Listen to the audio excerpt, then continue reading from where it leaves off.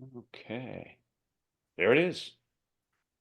Okay, good morning, good afternoon, and good evening to everyone. It is 11:03 a.m. here on the west coast of America, and I am really glad to see all of you here today. My name is Larry LaMotte, and I am your host.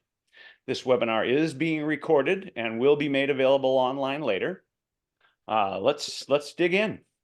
At ReCapturit, my company, we are passionate stewards of salvage, extending the life of buildings and building materials, working on a comprehensive, holistic plan for amplification of reuse and deconstruction with three things. Number one is the place to shop for and sell treasures of recaptured building materials at recapturit.com. The other is our new model of distribution of recaptured building materials. And then the third is we help cities craft clear and effective reuse and deconstruction incentives and policies, which is the broad scope of today's discussion as part of what we call our Deconstruction Policy Accelerator. Little question for everybody. What is the largest waste-producing set of practices in the world? I know you'd all know this one. Construction and demolition. I leaked it. What is the single best solution for eliminating all that? Deconstruction and reuse. Deconstruction and reuse of buildings first, and then of buildings and recaptured building materials rather than demolition and disposal.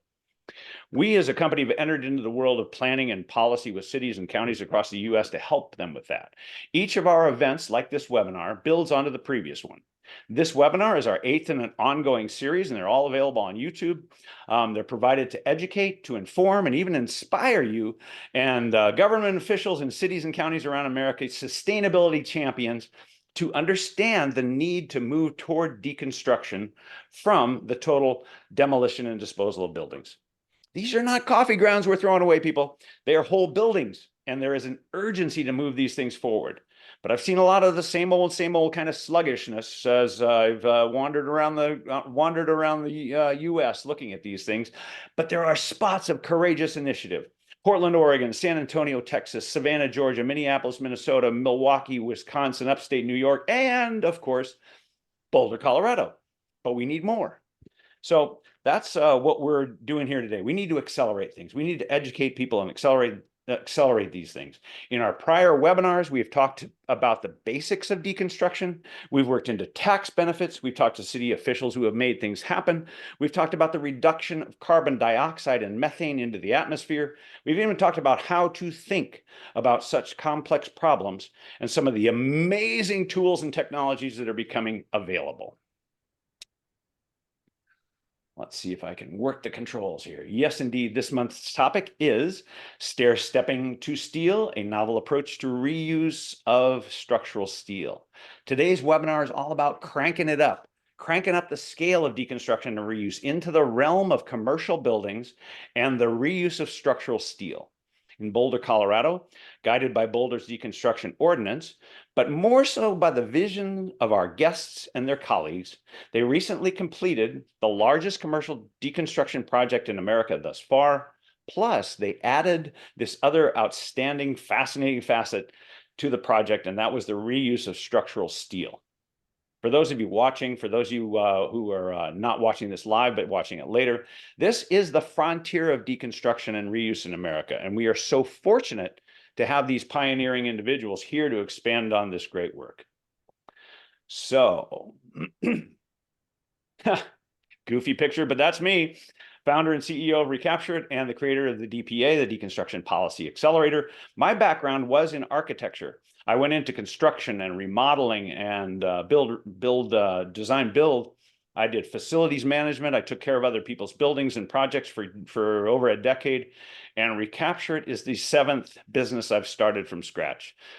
I am a scrounger of materials and a fierce fighter against waste. But this is not about me. This is about these wonderful people. Our panelists today. We have two incredible experts with us today, Emily Freeman and Greg Kingsley, who will share their ideas with you and at the end answer questions. And if you see a little chat bubble up there, you can click on that and put into the chat questions that we may get to at the end. If there's too many, I can't guarantee it, but if there's just a few, we can answer those at the end. I'm going to drop a little something here into the chat here that will make it easier for you to not have to type things if you want to, and you'll grab this information. It's a couple of websites. It's Greg's and Emily's information and my LinkedIn too. A little bit about these two. Emily Freeman. Emily Freeman is the policy advisor for circular economy at the City of Boulder, Colorado. She is focused on materials management, reducing environmental impacts, and waste reduction through stakeholder engagement. She serves as an advisor on multiple sustainability and recycling policy committees and is a Global Reporting Initiative, GRI, certified reporter. She's also conversational in Japanese. I did not know that. That's pretty cool. Greg Kingsley. Greg has degrees in architectural engineering, civil engineering, and a PhD in structural engineering. I think this man knows engineering. His firm, KL&A Engineering and Construction, has over 90 employees in 4 offices across several Western states. Dr. Kingsley's current passion is mass timber, which is also a very cool subject, but we won't get into it today. But today he will be talking about steel and their drive towards sustainability and what this means in this reuse of structural steel. We're thrilled to have these two knowledgeable, experienced, innovative experts with us today to share their knowledge and to instill in all of us excitement and hope for the future because of the good work they're doing. So let's get started. I already clicked that button. No, no more throwing it away. Buildings deteriorate, buildings outlive their usefulness, buildings die, their bodies have longer life, and we must stop throwing them away. And until recently, structural steel was just scrapped or discarded, thrown away or shipped off to be melted down and made into more steel. Yeah, so this is a slide of the actual structural steel members neatly stacked at the job site. I love that. And this is an AI-generated imagination of what structural steel reused could look like. And it's just literally that simple. How cool is it when you have a story embodied in your building based on the circularity of the materials? So, all righty, but how does it get there? It gets there with this. It gets there with the people. It gets there with the process. It gets there with innovation, and it's all boosted by this, a dash of courage. Let's get to hear from these courageous people. And here we go. Unsharing my slides. You'll get to look at one another. Off we go. All right. Emily and Greg, thank you for being here. I'm so glad that we actually got to meet in person at Savannah, Georgia, and that was fantastic. Let's get to some questions and hear from you two. And Emily, I'm going to start with you. First of all, this that you've done was a bold effort. Commercial deconstruction at large scale, for one thing. Structural steel extraction. Boulder is out there on the front lines with its policy, and you are leading that charge as the policy advisor for circular economy at the City of Boulder since February of 2020. And in that role, you plan for the development of projects to implement city council goals by administering tax funds to ensure the city meets its zero waste targets for construction and demolition debris. That's a lot of words for saying you're tending to what was waste and making sure it doesn't get wasted. So the ordinance, as you, I thank you for correcting me. The ordinance in Boulder went into effect in July of 2020. Would you please describe what your role has been and what latitude of autonomy you have in that role? I mean, what's your vision for this role and how are you supported in making that a reality? You have 5 minutes. All right. Thanks, Larry. I wanted to give everyone a real quick overview about what our ordinance covers, and then I'll get into that discussion. So our deconstruction ordinance covers all residential and commercial buildings, no matter what the date of construction is. These are for full structure building removals, or what we call level 4 alterations. Those are when 50% or more of the building is going to be altered, including fenestration and your plumbing and electrical equipment. So basically think about that as like if you're gutting the building. The requirements are that there is 75% diversion by weight, and 3 or more building materials have to be diverted for either reuse or recycling. Another piece of this is that we do have a deposit system that has been put in place. It is $1 per square foot. There is a minimum of $1,500, but there is no maximum. So there's no ceiling on that deposit. That is fully refundable if you are able to meet the 75% diversion and the 3 building materials requirements. You will qualify to get your full refund. There is a $219 administrative fee. So just wanted to give everyone a little bit of context about what we require before I kind of dig in. So wanted to, even though we adopted this ordinance in July of 2020, and that's the effective date, I want to also give Palo Alto a shout out that they also have a very, very similar ordinance with the same effective date. So in Boulder, for nearly the last 15 years, our codes have included some form of C&D waste requirements for residential projects. So this is not just coming out of the blue, but it has, I think, been an evolution for the city over a number of years. So with the 2020 ordinance updates, these requirements were expanded to include commercial projects. And then additional improvements were also made to the code provisions and our enforcement practices that allowed us to add on that refundable deposit system at the time of permit application.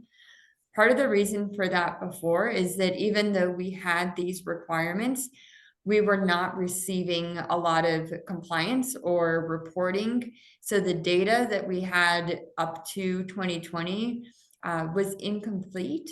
And there was not a lot of transparency as to where we were. So we did not even have necessarily a strong baseline to say what is our starting point.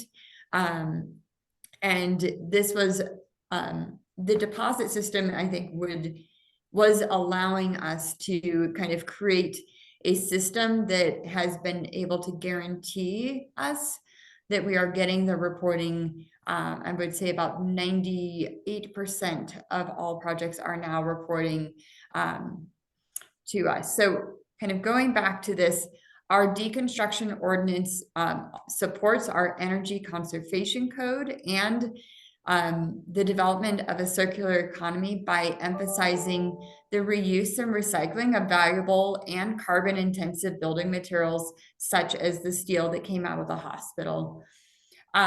One of Boulder's climate targets is to reduce emissions by 70% by 2030 as compared to our 2018 baseline.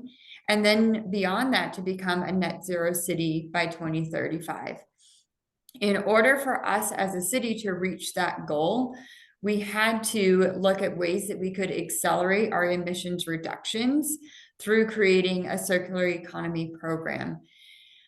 When we in around 2018 as well, we commissioned a study with Metabolic that allowed us to look at the size of Boulder's embodied emissions.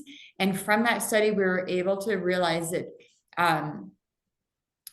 the built environment has a larger embodied emissions footprint than any other source of emissions combined. So if you're putting together food and transportation and energy, the emissions associated with the built environment, both through construction and in the past demolition, those emissions were higher than in any other source. So what that means is that really any, even like a small change in circularity and how we work to preserve the building materials as they are coming out of buildings can have an enormous effect on our overall environmental impact.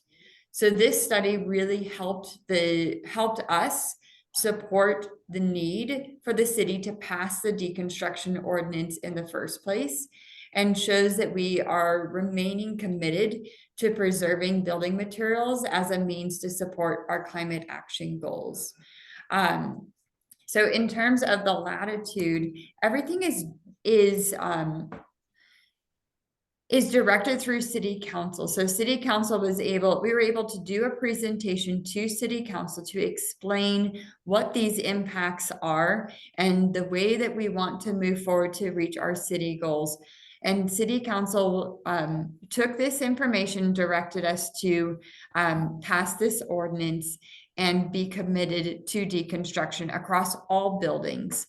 And I think that's a little bit of a unique approach because a lot of cities do have time-based programs as well. It's a lot to take off. They get a lot to chew on, I guess, and a lot of responsibilities. But now that we have the ordinance passed, we do have a large degree of latitude to be able to look at supportive policies to continue to move this forward. As I said, we did not have a baseline to start with, but we have been able to gather a lot of data on the effectiveness of our program.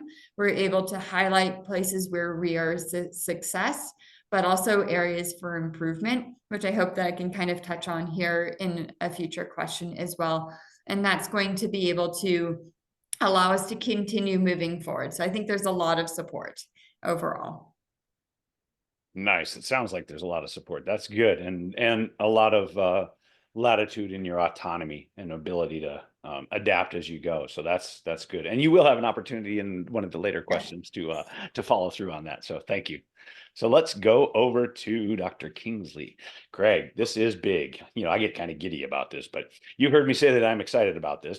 Removing structural steel elements for immediate reuse for so many reasons. For our audience today, I will only say that careful removal of structural steel elements, beams, columns, such, it's rare in the US. It is happening in the UK and some other places in Europe, but it's rare so far in the US. So Greg, is this the first time that you did this structural steel removal and making it ready for immediate use again on a major deconstruction? And does your firm have a sustainability focus? Yeah, well, let me address the last part first. Yeah, we do have a sustainability focus. In fact, we've got a special team that a couple of whose members are listening in called Team Carbon. That group is led by Alexis Feitel. And just so everybody knows right up front, anything that I'm talking about that we achieved in this project was primarily achieved by Alexis and her team. I'm just sort of the spokesman here today. So that's been a real important aspect of our firm. It's also a good time to point out that we're structural engineers, but we're also builders, and primarily we build steel construction. So we're familiar with the steel construction world and now a little bit more familiar with the deconstruction world as well. So those two things combined really made this project in Boulder that we're going to talk about really a pure alignment of what we were, things that we wanted to achieve as a firm. It's not really the first time that we've done this. In fact, we've had a few other previous examples, just sort of not as a part of a strategic objective, but they came up as part of the projects. The biggest one was the National Renewable Energy Laboratory that's right here in Golden, Colorado. It's a large building that's been net zero for operational carbon since it was built in 2010, and they really asked us to pull out all the stops when we were building this building. We wanted to reach LEED Platinum back when it was much harder seemed like a big reach back then. It seems a little bit easier now, and we did everything we could to make it the most sustainable building we could design. And we had a great idea that we would, instead of using steel or recycled steel, that we would reuse existing steel pieces. And we found a stockpile of old gas pipe, previously used gas pipe, and made all the building columns out of that gas pipe. We were pretty proud of ourselves. It was pretty innovative. We thought we were pretty brilliant engineers. On the LEED scale, we got 0 points for that. But there was a little bit of a round of applause, and the people that own the building love telling the story that these old formerly fossil fuel carrying pipes now hold up their building for renewable energy studies. Couple of other projects as well. There was one building where we wanted to add a story, and we took the roof steel off the existing building, put it aside, added a second story, and put that roof steel back on. Pretty relatively simple.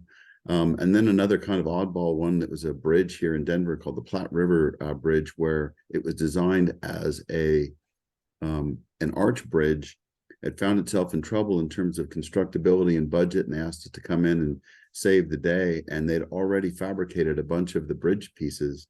And long story short, we ended up redesigning the bridge in a completely new configuration, from an arch bridge to a cable stay bridge that used a lot less material, but we used all the material that they'd already fabricated. So it's like making a building out of found pieces. And that kind of whet our appetite for, oh, okay, I've got something that was used for something else.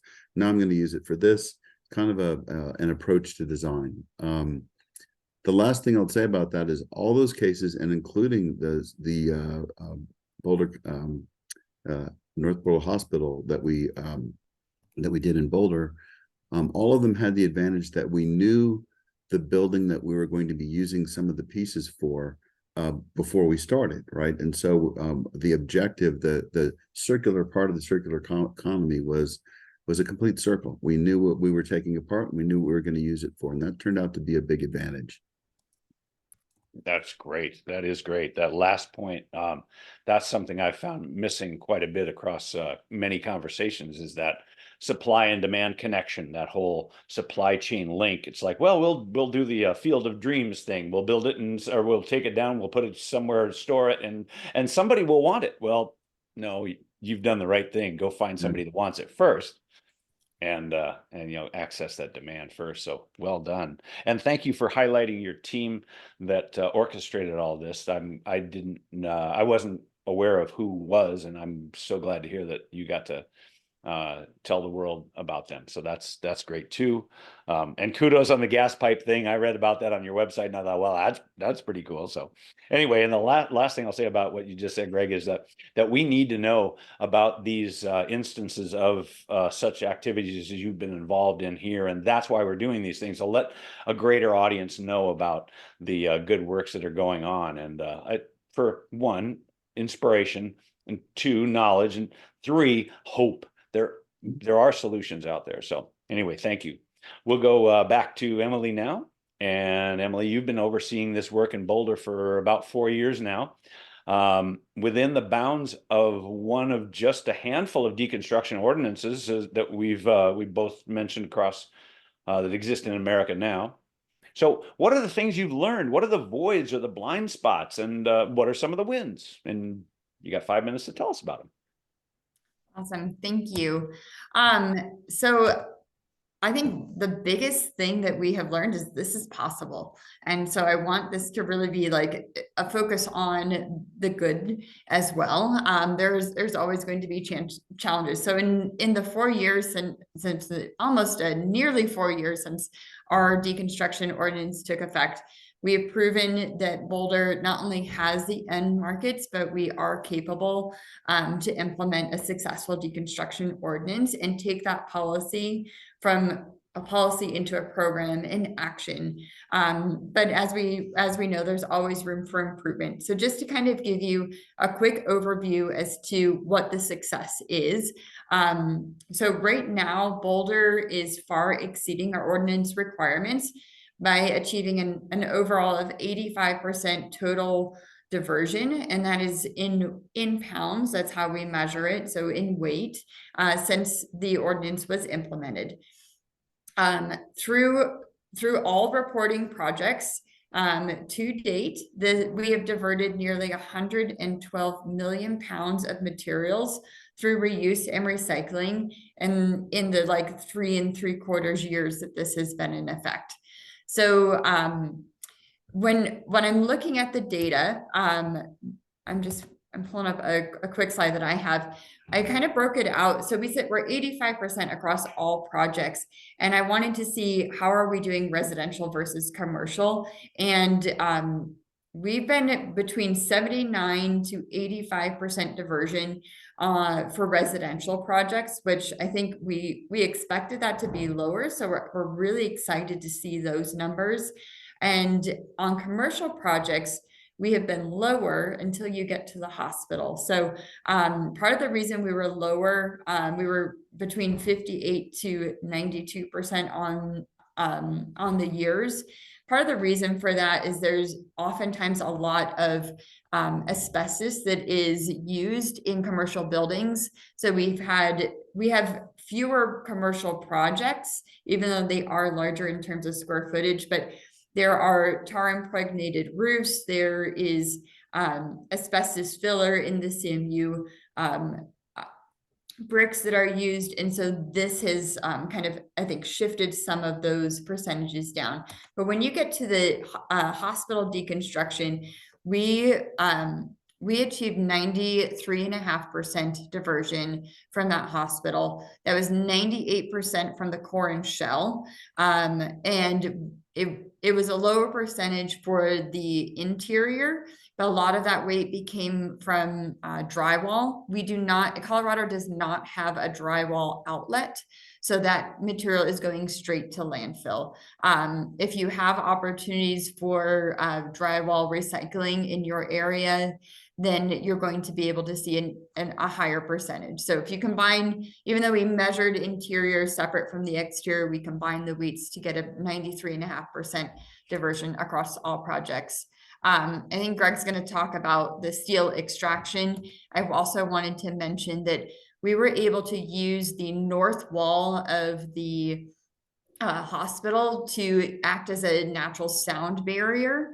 So when we were taking the concrete form building down, we did all the noise and dust monitoring. It is in a residential neighborhood as well, with some commercial businesses on the east side of the campus. And we never had complaints from any of the residences or other buildings the entire time that building was coming down.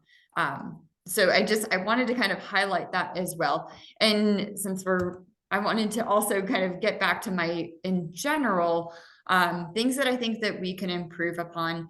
Right now, we really are working towards getting an automated tracking system to help reduce administrative burden for both the city and for the contractors to help with reporting. That way, weight tickets are not lost. Oftentimes we're not getting reporting right away. And so we want to make sure that there is a system that will help us identify and verify the weight tickets are associated with that project are accurate. But these systems will also allow our contractors to be able to monitor progress as the building goes in, as the building is coming down. I think we're also going to be looking at improved training programs. So I know San Antonio did a really great job in terms of getting their contractors onboarded with the idea of how to deconstruct. And I think that that's an area of improvement for Boulder is for us to say, you've been traditionally demoing a house. How do we make sure and ensure you have the skills? And because it is skilled labor to be able to take this building down. So I think that that's an opportunity for improvement for the city of Boulder and something that we're going to be looking into in terms of how we improve our programming.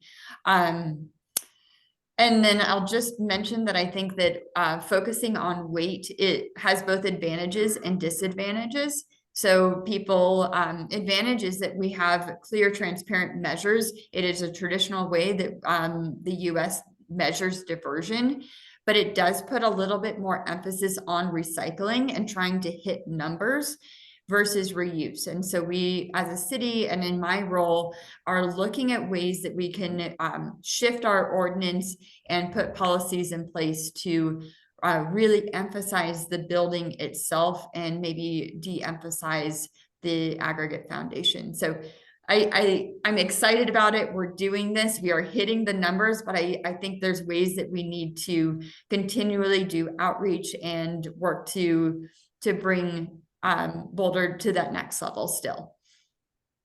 Yeah. Wow. Well, kudos, applause. This is fantastic.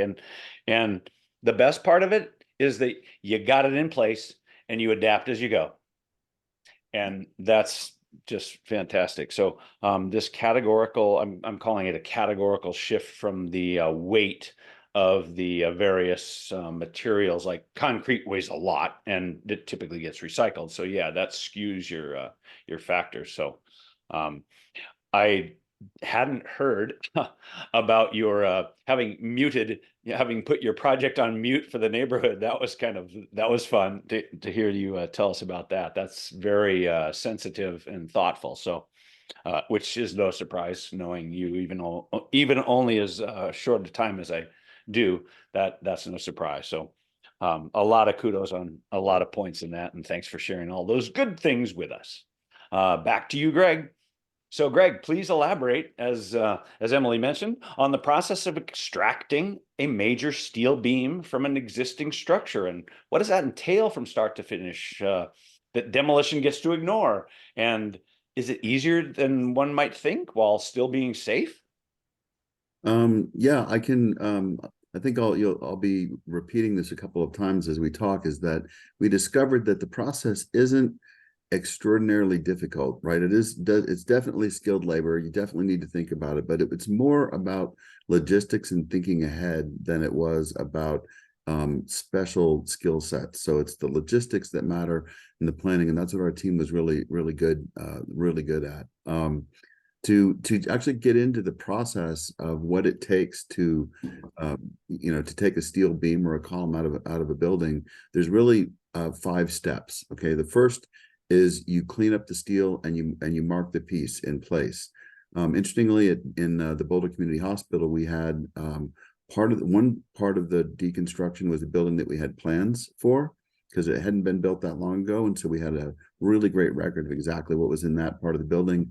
And then the other part of the building, we didn't have plans; it was too old, and we had to we had to measure each piece, see what was there. But the idea is just identifying what the pieces are that you're going to take out, cleaning them up. And by cleaning up, we had piles and piles of fireproofing material that actually got all swept into the basement before it was taken out of the building. So that happened. Then we marked each piece, where it was coming from and what we knew about it. Then the next thing is the actual piece recovery, which is the deconstruction part, and that is very much skilled labor. And you have to obviously pay attention to which pieces you take out first, kind of like a Jenga game, right? You start from the top and work your way down to the bottom. I don't want to make it sound too easy. Deconstruction is a specialty in engineering, especially for big structures, but again, not rocket science to figure out what piece to take out. Then it went from there to step 3, which is the staging location. So there were certain things that we needed to do to ready each piece to go to the stockpile. And I'll just give one example, that when there's connection material on a steel beam, if you imagine an I-beam or a wide flange beam, if there was material that was sticking out to the side, we had that cut off so that the cross section of the beam basically that was defined by the flanges at the top and the bottom and the web, nothing really stuck out from that on either side. So if there was pieces that were connected to the steel, we cut those off and sent that to the recycled pile. So it was ready to go. And there's a few other examples, taking off base plates and connectors and things like that, right? And then we moved from the staging area to the stockpile, which you had a nice picture of when we started up your presentation. Again, everything marked, so we know where it is in the stockpile, where it came from the building, and so on. And then the last step, which we were really happy to be engaged in right away on this project, was to take the pieces from the stockpile and use them in the building that it was the fire station that actually started this whole discussion for us, and to put those pieces where they belonged in the fire station. So we got to see the full circle. At the end of the day, we stockpiled 584 wide flange and tube members on the project, and 354 of those pieces were still remaining at last count. I haven't caught up with Emily and Liana about if anybody's taken anything new, but we used a good amount of the steel, but there was a good amount of it left after that. So that's the whole process to get it from the building to the stockpile. Wow. Well, thank you for sharing that. And you're right back to that, connecting the supply with the demand and right into a brand new fire station. And that's just awesome. So, Emily, back to you. If it is not obvious already, reuse is better than recycling, and both are way better than tossing things into the landfill. These efforts of yours in the city of Boulder, while they're uncommon thus far, they're opening the eyes of other cities to follow suit. So what are some of the true benefits of doing this that you now know that you may have only hoped for, say, a few years ago? Are there financial benefits? Are there environmental benefits, social benefits, job creation? What can you tell us? Yeah, thanks for the question. So within our kind of Denver metro area, which Boulder is up on the northwest side, I think Boulders really have been leading the way and showing, as I said before, this is possible. So in the last year since the hospital came down, this has really opened up I think the eyes of other cities as to what is possible. So I've been having conversations with the city of Westminster and Broomfield.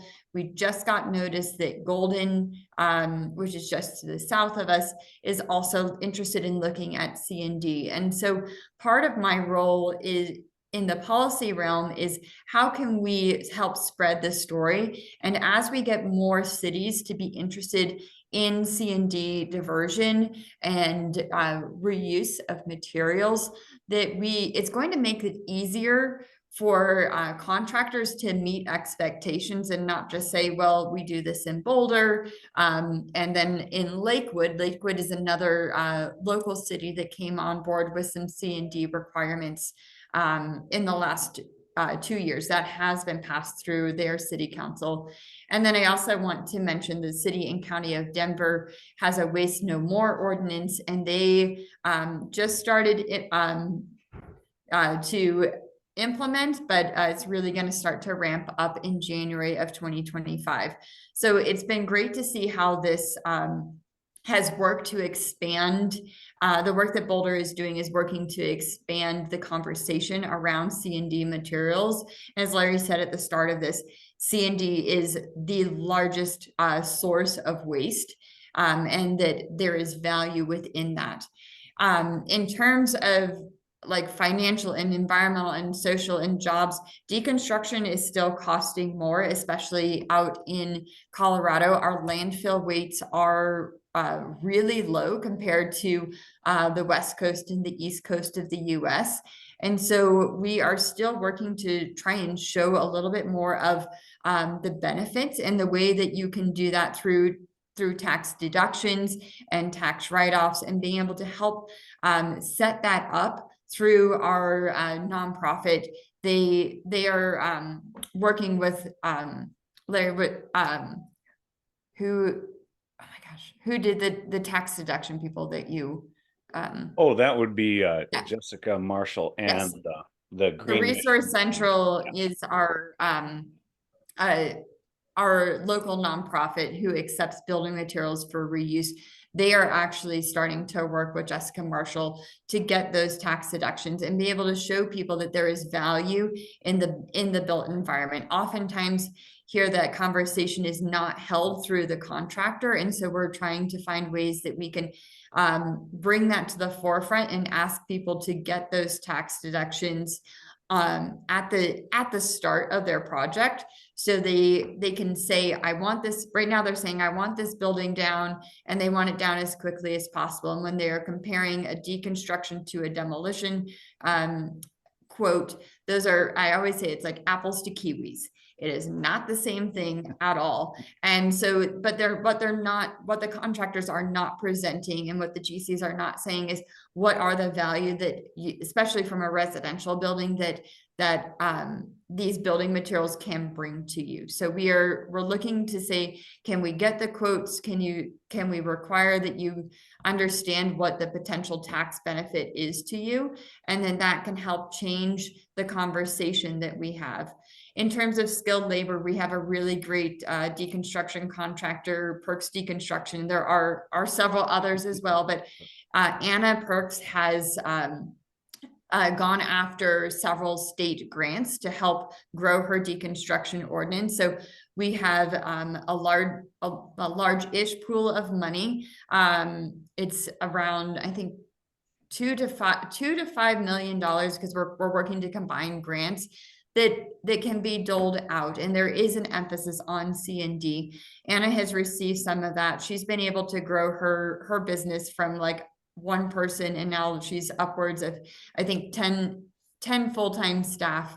And so it seems small, but imagine if all of the deconstruction contractors are kind of following in suit and looking at ways that they can, if they're not donating those materials, that they could create resale spaces, such as what Anna has done. So we as a city haven't measured that impact, but I can tell you from talking with deconstruction contractors that there are skilled jobs in labor and coming out. The National Center for Craftsmanship is north of Denver. They're doing job skills training courses for students, so they are able to come into the workforce, have the skills to begin with, and they're just doing some really great work in northern Colorado as well. So I want to mention Western Disposal does a mixed C&D recycling. Those materials have to be, they cannot be co-joined, so it does have to be deconstructed materials.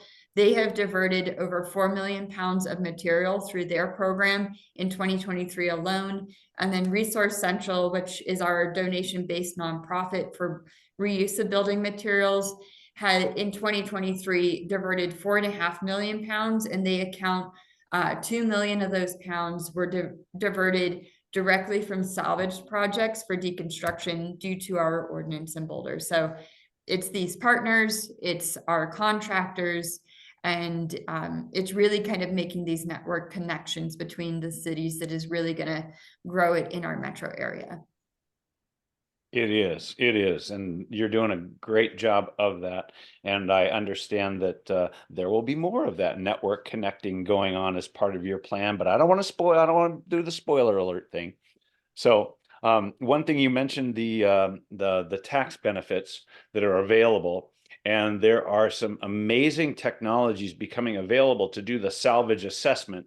That is assessing the value of the materials that are in the building prior to deconstruction or even partial demolition or whatever, that can then follow the process of taking the building down and then donating some of the materials and availing the owner of those materials, or whoever they pass them on to, the ability to get the tax deductions based on the initial valuations, and usually checked at the recipient to make sure that, A is equal to A and not A minus, part of the materials along the process. But anyway, the technology that's becoming available is fascinating. And that's part of what we're bringing to the mix too. And if you ever want to make sure that this message gets heard, just send them the YouTube link that we'll put up here in a couple of days for this, and they can hear you. So, okay, back to Greg, and I might combine two questions here because I'm probably talking too long, and you guys are certainly sharing wonderful stuff. Greg, beyond simply removing these huge pieces of steel, you also did something else quite novel in this deconstruction project, and you touched on that already, that of identifying the items as you went, and then putting them all into an orderly arrangement so that you knew what was what and like parts were put together. So I'm going to kind of move on from that, and but I'll stay with you here. So sum it up for us, if you would. What are some of the tangible benefits of removing structural steel members from a building for reuse versus recycling versus melting it down and transporting it back and forth? And would you also care to dispel some of the concerns that are out there? For instance, when you take a paper clip and you flex it back and forth, it breaks easily. So some people have this, I'd call it kind of a mythology that, oh, well, we can't use those because they're going to be brittle or some such thing. I've heard some interesting things about that. Maybe you want to touch on carbon footprint. What are some of the benefits that are coming out of this, and what is some of the mythology that you can dispel? Yeah, Larry, to your first question, just really briefly though, I'll say that the one thing that we did at each step of the way, to document what's going on with each piece, we realized that our customers were structural engineers, and we are famously skeptical and cautious individuals, public safety in mind, right? And we thought anyone that wants to use one of these pieces has got to know everything about it. So every single piece had a sheet of paper with a photograph of it, all the dimensions, the conditions, damage, if any, camber, sweep, twist, every detail you'd ever want to know, including photographs. So every piece is highly documented. I imagine, as you said earlier, there's new technologies coming that are very exciting, and I think that will probably be something that will get easier with each project as we go forward.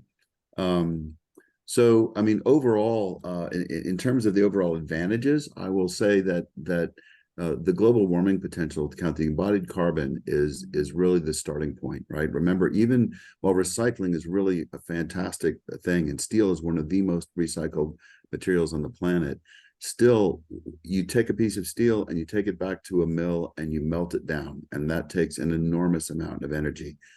In making a piece of steel, 88% of the global warming potential of that piece comes from the steel mill and manufacturing process, leaving another 4% for transportation, another 8% for fabrication. So when you reuse something, that transportation and fabrication piece is still in there, but you skip over that 80%, 88% number of what goes into the energy associated with that piece. So there's an enormous embodied carbon advantage. To your point about bending paper clips, it's a good point.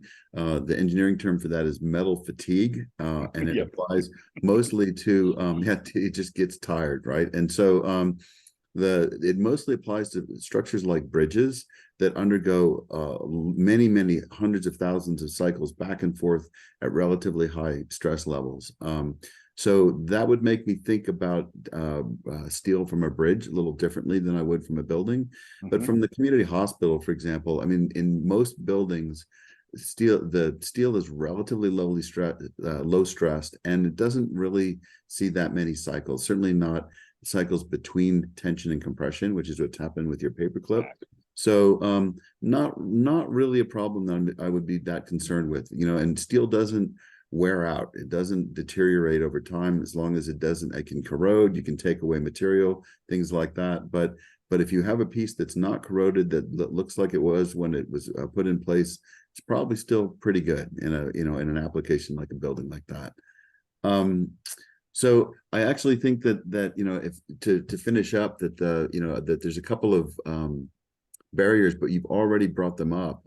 My list is that it's deconstruction is always more expensive than demolition, so it's hard to make the point right off the bat that this is the way to go.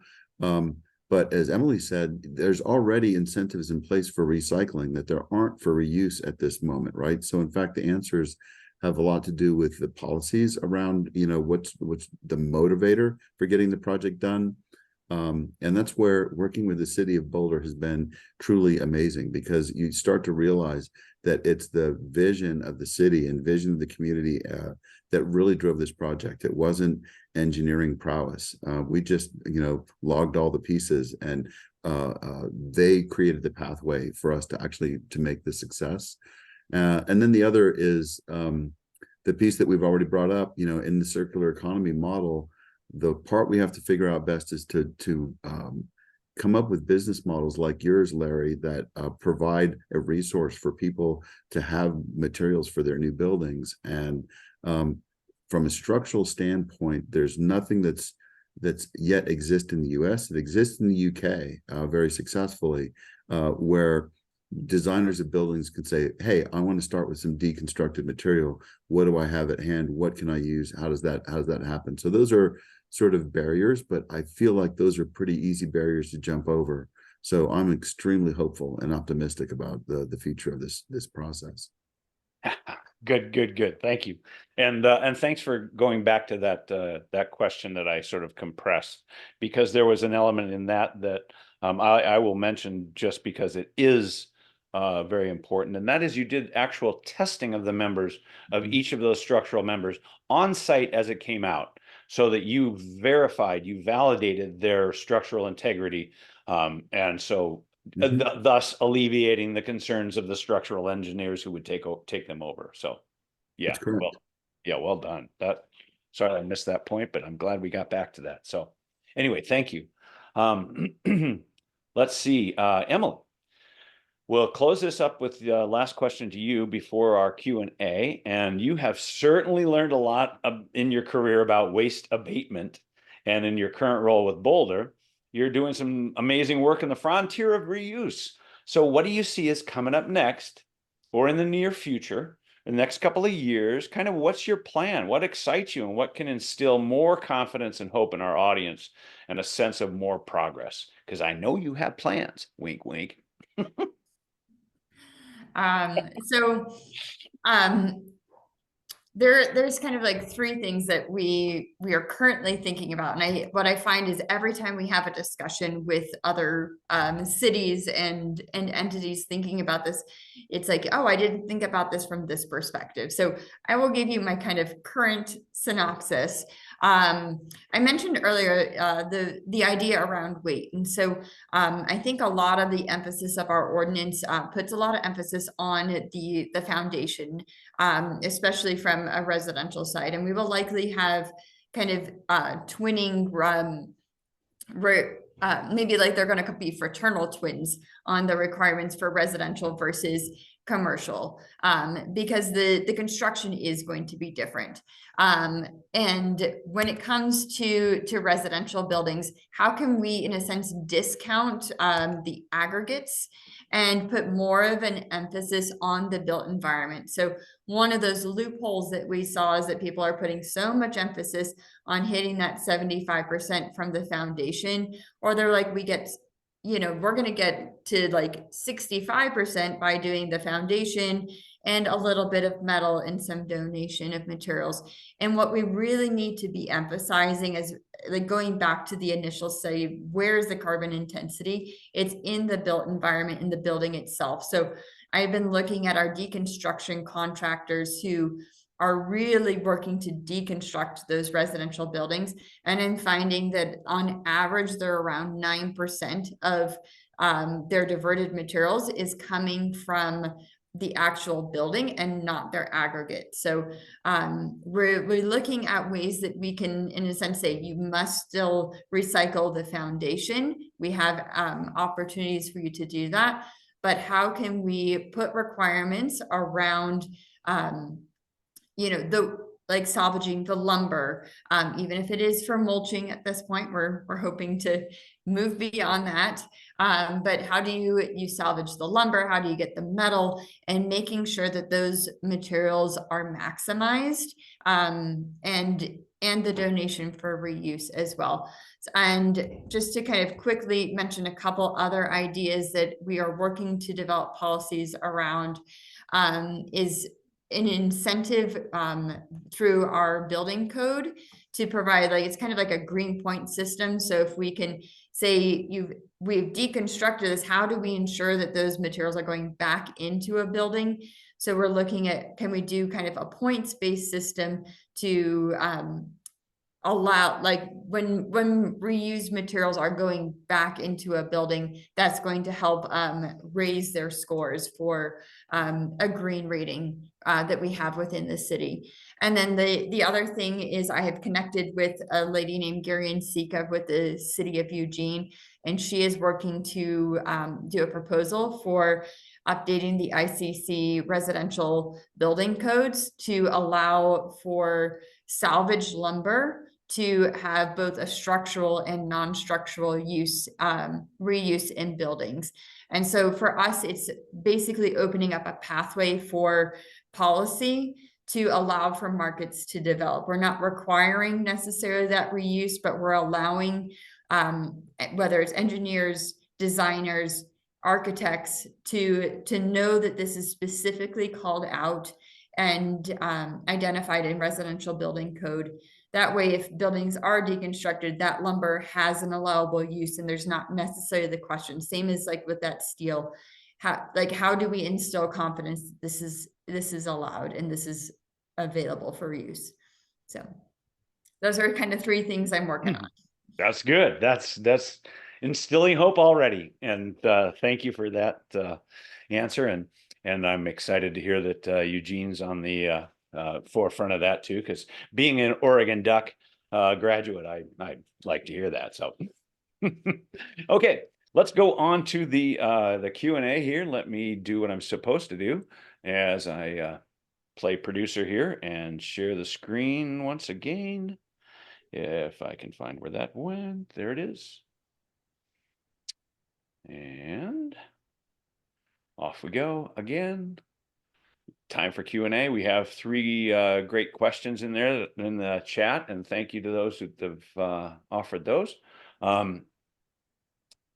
While we do that, I'll put this up here again, the information about Emily, Greg, and myself, and you can write that down if you didn't get that already, or pull it out of the chat. Simone Chupin has offered a question here. She said, where is the material stored that was not used from the hospital, and who owns it at this point? Either one of you. Actually, Liana already answered Yeah. that question, because the steel is actually sitting on site. That was one of the huge advantages for the Boulder Community Hospital. They had space for the stockpile, and the time to keep it there for the duration of how long we think it's going to take to get it distributed to other projects. And the City of Boulder owns that now. And Liana, Alexis, and I have been basically meeting almost every week to identify different projects. We're getting a lot more interest in that steel recently. So nice. And very Greg sent me the PDF with that there's a huge charge attached to it now. It's a full $1. So, yeah.